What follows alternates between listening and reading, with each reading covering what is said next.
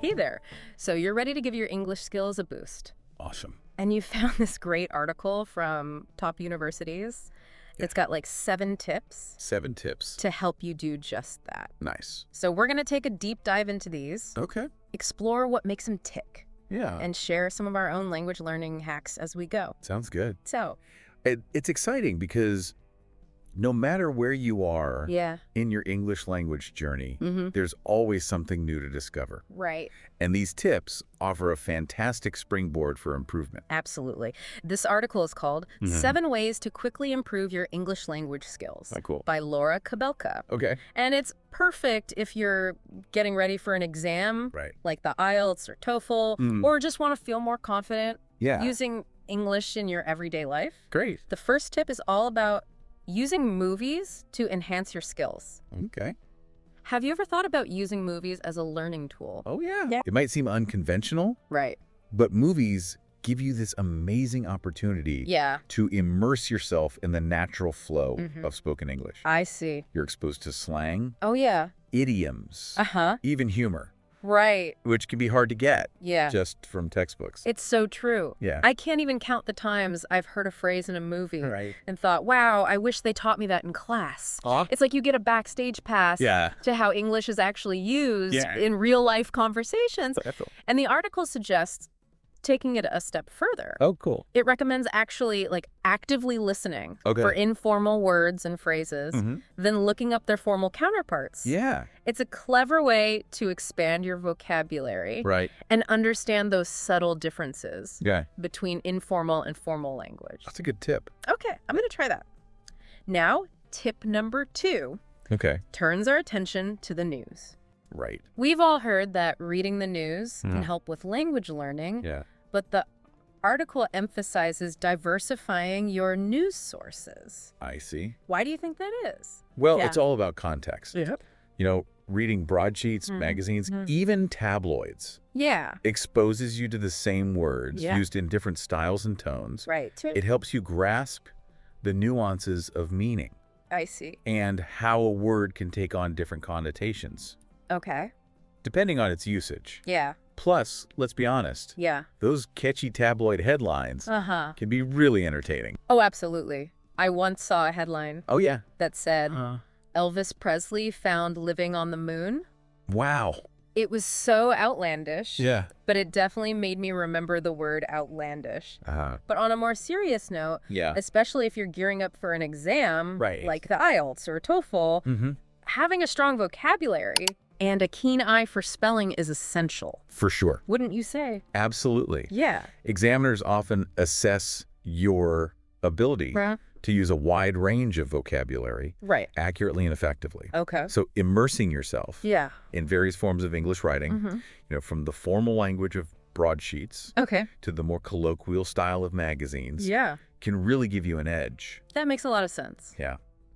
Now let's move on to tip number 3, Yeah. which is a classic for a reason, keeping a vocabulary book. Right. I have to admit, I love the idea of Yeah. having a dedicated space to collect new words and phrases. Cool. It's like building your own personalized Right. language treasure chest. I love that analogy. Yeah, And while simply writing down definitions right. is a good start, the article encourages us to go beyond that. Okay. Just memorizing words in isolation. Yeah, What's really key is understanding how to actually use those words right. in different phrases and contexts. So it's about more than just knowing the definition. Yeah. It's about understanding the word's personality. Exactly. And how it interacts Yeah. with other words. Exactly. Right. For example, Okay. the article uses the word tantalizing. Mm-hmm. Knowing it means tempting is one thing, Yeah. but to really master the word, Right. you need to see it in action. Okay. You might say, Mm-hmm. the chef presented a tantalizing array of desserts. I see. Or Mhm. the movie trailer offered a tantalizing glimpse into the plot. Okay. Seeing it used in different contexts Right. helps solidify its meaning and usage. That's such a helpful way to look at it. Yeah. So it's about building a language toolbox? Right. Rather than just a dictionary. Exactly. Okay, I'm already feeling inspired to dust off my old notebook. Awesome.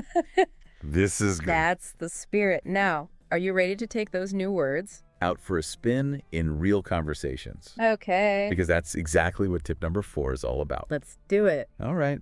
It's the natural next step, isn't it? Yeah. You've got this amazing vocabulary growing in your notebook, but language comes alive Okay. in conversation. I completely agree. Yeah. But I think we'd be remiss not to acknowledge that this can be like one of the most daunting aspects of language learning. For sure. Especially if you're not feeling super confident. Definitely. I've definitely had my fair share of awkward fumbles and misunderstandings. We all have. Yeah. I think the key is to change how we think about mistakes. Okay. Instead of seeing them as setbacks. Right. What if we thought of them Yeah. as valuable learning opportunities? I like that. The article points out that everyone makes mistakes. Right. It's just part of the process. That's such a good point. Yeah. I know for me, I tend to get caught up in wanting to say everything perfectly, Right. which can sometimes stop me from speaking up at all. Yeah. But maybe embracing those imperfections is actually the key to unlocking fluency. Precisely. Yeah.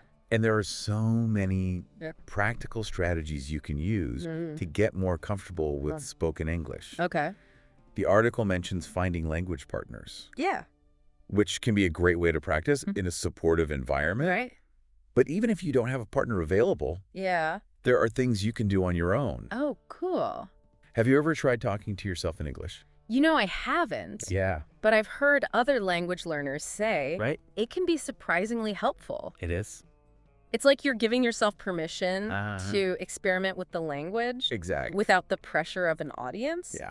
And another technique that can be really insightful is recording yourself, speaking English, and then listening back. Yeah. It can help you identify areas where you might be stumbling Okay. or pick up on pronunciation patterns you weren't even aware of. That's a good tip.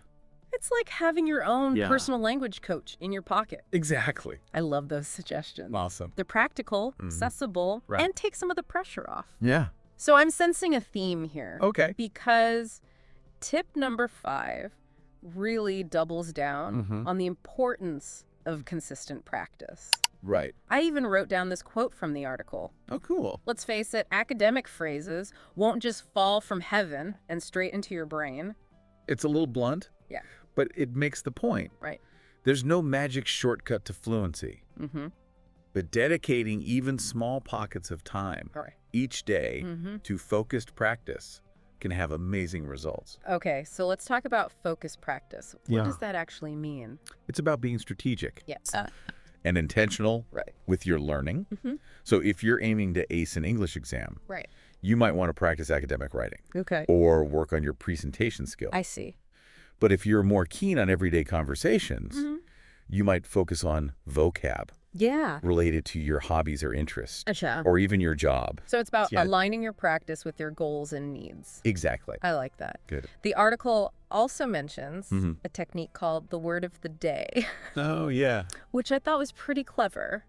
It Have you is. ever tried that? I have. Yeah. It's a fun way to learn new vocabulary without feeling overwhelmed. Right. The idea is to pick a new word each day, Okay. learn its meaning, Uh-huh. maybe even its history, Right. and then try to use it Okay. in your conversations throughout the day. I find that when I learn new words in context, Yeah, they stick with me so much better. I know too. Tip number 6 goes into the power of curiosity, Okay. which I think is one of the most Yeah. underrated aspects of language learning. It's so important. It is. The article says it well with Yeah. the phrase, curiosity doesn't always kill the cat. In fact, when it comes to language learning, Okay. it's the key to deeper understanding. It's about approaching language with a sense of wonder Yeah, and a thirst for discovery. right.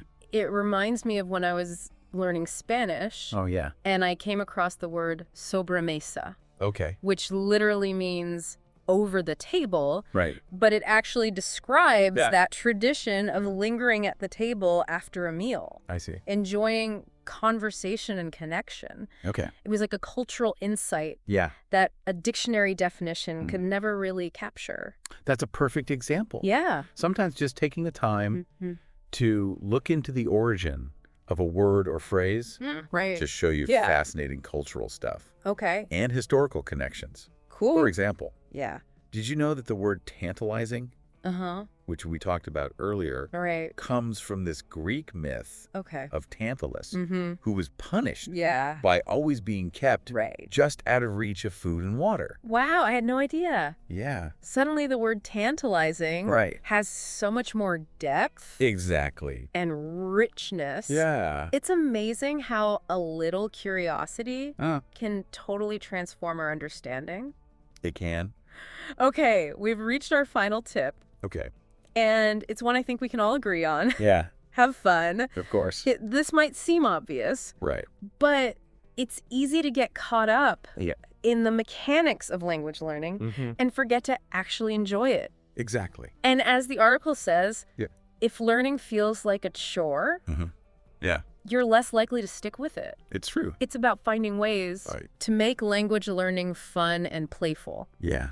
I remember when I was learning French in school, Okay. our teacher used to bring games and activities Mhm. into our lessons, Yeah, and it made such a difference. I bet. Instead of feeling like work, Mm-hmm. it felt like we were all part of the secret club, unlocking the secrets of this beautiful language together. That's awesome. What about you? What are That- some ways you've found to make language learning more enjoyable? For me, it's about Yeah. connecting language learning to my other interests. Right. So like listening to music in English, Okay. watching movies with subtitles, Mm. or even trying recipes from English cookbooks. Yeah. Finding ways to practice Right. while doing things I enjoy. Okay. Makes it feel more natural and engaging. I love that. Yeah. It's about finding those little bits of joy Mm-hmm. and making language learning a part of your life. Right. It shouldn't feel like a separate chore, Yeah. but an important part of who you are. Exactly. What you love. And I think Yeah. that brings us to a really key point Okay.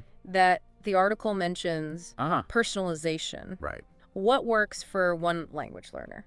Yeah. Might not work for another. Exactly. It's about finding Mm-hmm. what suits your learning style, Right. your interests, Okay. and even your personality. It's about being in charge Yeah. of your own language learning. Right. And being free to experiment Mhm. and discover what really excites you. Precisely. And I think that leads perfectly into what we Right. wanted to leave you with today. Right. We've gone through these 7 great tips, Mhm. explored each one, Yeah. and hopefully given you some new ideas. Hopefully. But now we want to turn it back to Right, you. yeah. We've given you the plan, Right. but you're the builder. Uh-huh. So we'd like to leave you with a challenge. Okay.